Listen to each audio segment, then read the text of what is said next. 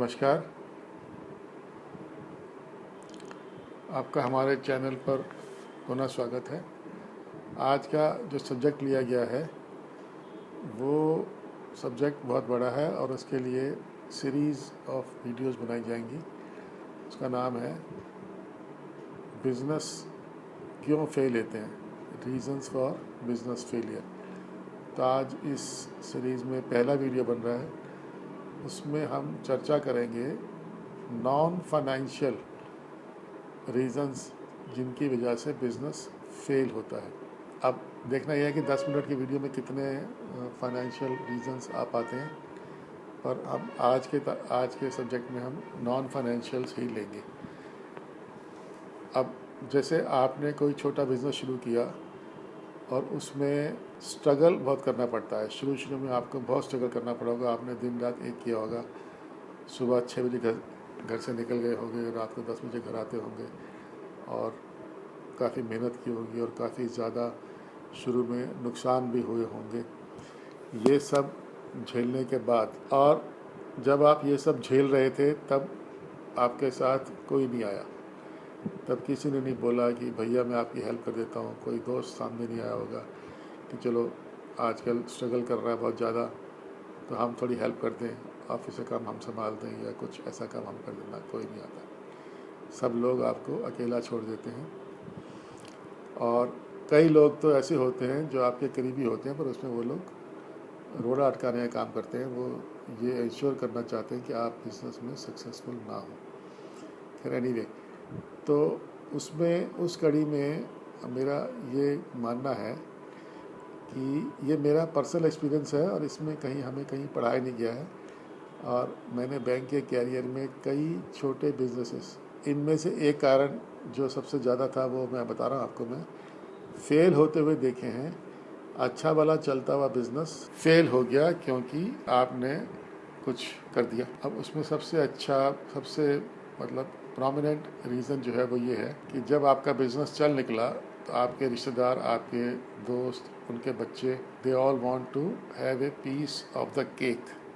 क्या बोलते हैं, वो आपकी कमाई का एक हिस्सा लेना चाहते हैं। जैसे कि आपका बिज़नेस चल निकला तो आपकी माँ कहेगी कि ये तेरा छोटा भाई खाली घूमता है, इसको अपने साथ लगा ले।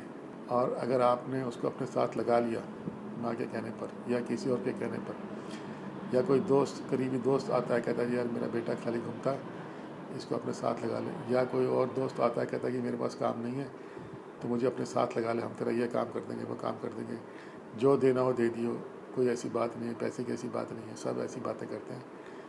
और उसमें क्या होता है कि जब आप किसी को साथ में लगा लेते हैं, चाहे अपना छोटा भाई क्यों ना हो, बड़ा भाई क्यों ना हो, जब आप किसी को अपने साथ लगा लेते हैं तो क्या होता है कि उसकी अपनी महत्वाकांक्षाएँ, एम्बिशंस जागनी शुरू हो जाती हैं और वो उनको पूरा करने के लिए आपका बिज़नेस का सहारा लेता है। और उसमें अक्सर क्या करता है वो कि वो आपके बिज़नेस के ख़िलाफ़ काम कर जाता है। और अगर छोटी मोटी फैक्ट्री है जिसमें 5, 7, 10 एम्प्लॉइज़ हैं और वो अभी स्ट्रगल के दौर से निकल के अभी चलनी शुरू हुई है, उसमें क्या होगा कि अब एक तो बड़े साहब आप हो गए और एक छोटे साहब आपका भाई हो गया, या छोटे साहब आपके कोई दोस्त हो गया, या किसी दोस्त का बेटा हो गया, या उसकी बेटी हो गई। तो जब वर्कर्स को मालूम पड़ता है कि ये बहुत करीबी हैं बड़े साहब के, तो वो ऑटोमेटिकली छोटे साहब बन जाते हैं। जब छोटे साहब बन जाते हैं वो, तो वो छोटे साहब ही नहीं बनते, वो एक पावर सेंटर बन जाते हैं अलग से अपने आप में। तो कुछ एम्प्लॉइज़ का झुकाव उनकी तरफ होना शुरू हो जाता है, कुछ एम्प्लॉइज़ का झुकाव आपकी तरफ होना शुरू हो जाता है, और a sort of division is created. Maybe it is knowingly और unknowingly, it is created inadvertently और नोइंगली और इंटेंशनली, बट देन वो हो जाता है एंड देन बिज़नेस का फॉल होना शुरू हो जाता है। सिमिलरली कुछ लोग जो हैं आपके बिज़नेस में से थोड़ी बहुत, आपके जो साथी जो आपके साथ आए हैं, वो पिलफरेज करनी शुरू कर देते हैं। थोड़ा माल यहाँ से वहाँ कर दिया, या जब आप दुकान पर नहीं थे तो वो जो जितनी सेल उसमें कुछ रख ली, ये सब करते हैं। उससे क्या होता है कि आपका बिज़नेस जो है वो डाउन साइड में आ जाता है और वो फेल होना शुरू हो जाता है। जब फेल होना शुरू हो जाता है और जब बैंक वाले आके आपको खटखटाते हैं तब ये सब लोग साथ में नहीं आते, सब लोग साइड में पहले हो जाते हैं। ये सब लोग नहीं आते क्योंकि इनका कोई स्टेक होता नहीं है। इन्होंने ना तो अपनी प्रॉपर्टी गिरवी रखी होती है, ना इन्होंने रोज़ आना अपनी सैलरी लेके चले जाना बस। तो इसलिए हमारा एक्सपीरियंस ये कहता है कि आप जो है बिज़नेस में किसी भी रिश्तेदार को, यार दोस्त को, जो आदमी आपका नोन हो, उसको ना एम्प्लॉय करें, ना उसको आप एज ए पार्टनर इंडक्ट करें।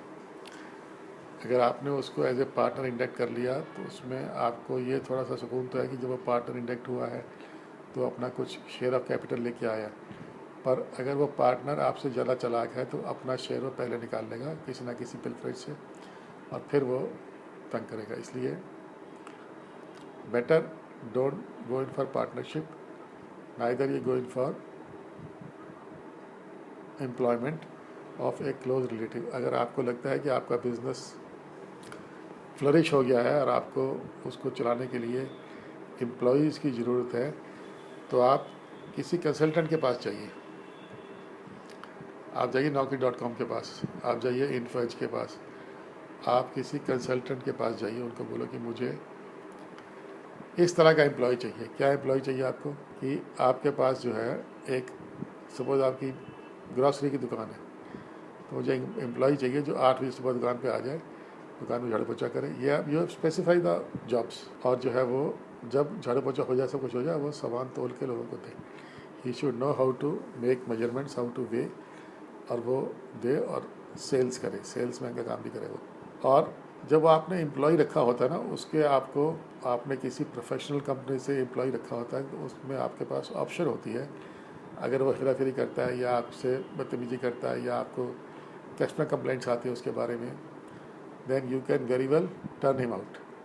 अगर आपने कोई अपना रिश्तेदार रखा होता है, या आपने कोई दोस्त रखा होता है, या आपने कोई दोस्त का बेटा रखा होता है, and if you turn him out due to any reasons, maybe he is unfit for the job. आपका दोस्त जो है जिस जॉब के लिए आपने उसको रखा है वो उस काम के लिए अनफिट है, उसका टेम्परामेंट ही नहीं है उस काम के लिए, but then it is very difficult to say भाई आप कल से बताना आपका काम नहीं है, ये बड़ी मुश्किल हो जाती है। और जब आपके दोस्त को, आपने खाली बैठे दोस्त को आपने एम्प्लॉय किया, उस बात का वो एहसान नहीं मानता, पर इस बात का बुरा ज़रूर मानता है, और वो आपका दुश्मन बन जाता है कि आपने उसे निकाल दिया। यह हमारे बैंकिंग एक्सपीरियंस का एक किस्सा है, जिसमें कि एक business was on the verge of total failure, पर हमने ड्यूरिंग आवर विजिट्स हमने ये पाया कि ये जो बड़े साहब का दोस्त है, ये कुछ नहीं करता, सिर्फ सैलरी लेता है ये, और ये राजनीति करता है फैक्ट्री में बैठ के। हमने खुद ढूंढ लिया उसको,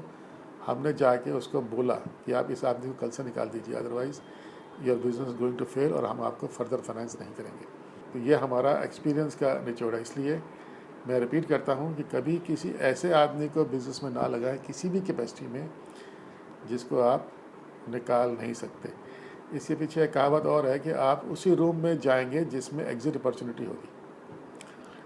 अगर आपको हम कह दें कि आपने इस रूम में जाना है, पर इसमें ओनली एंट्री अलाउड है, एग्ज़िट अलाउड नहीं है, तो आप उस रूम में जाएंगे नहीं, या उस बिज़नेस में नहीं जाएंगे आप जिसमें सिर्फ एंट्री अलाउड है, एग्ज़िट अलाउड नहीं है। सिमिलरली एम्प्लॉयज़ का भी होता है, you should be able to dismiss your employees, और you should be able to exit yourself from that employ, so that वो फर्दर गड़बड़ ना करे और उससे आपको किसी किस्म की भी कोई इमोशनल ब्लैकमेलिंग, इमोशनल नुकसान ना हो। इसीलिए मैंने पहले बताया कि आप प्रोफेशनल काउंसलर या प्रोफेशनल कंसल्टेंट के थ्रू एम्प्लॉयज़ रखिए, छोटा हो बड़ा हो। तो आज के इस एपिसोड में इतना ही, और अगली बारी भी हम कोई नॉन फाइनेंशियल रीज़न देखने की कोशिश करेंगे, और उसके बाद हम फाइनेंशियल रीजंस देखेंगे कि बिज़नेस क्यों फेल होते हैं।